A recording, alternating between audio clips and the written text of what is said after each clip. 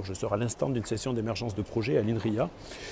Alors, peut-être que vous ne connaissez pas, mais il y a ce qu'on appelle en France des projets collaboratifs qui peuvent également demander des subventions à l'État. Donc il y a des appels d'offres, ce sont des appels, pour être plus précis, des appels à projets, à propositions, à projets.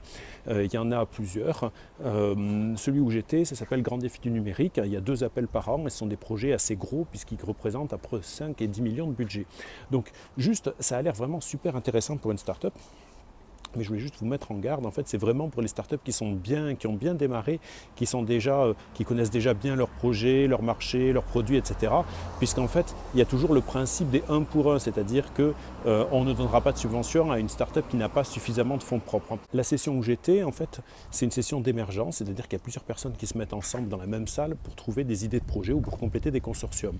Mais il faut voir que la plupart du temps, évidemment, les projets sont négociés à l'avance et à huis clos entre partenaires qui se connaissent. Voilà, il n'y en a que très très peu qui peuvent être exposés sur la place publique avant d'être déposés. Si vous voulez monter ce genre de projet, il faut évidemment passer par votre pôle de compétitivité favori.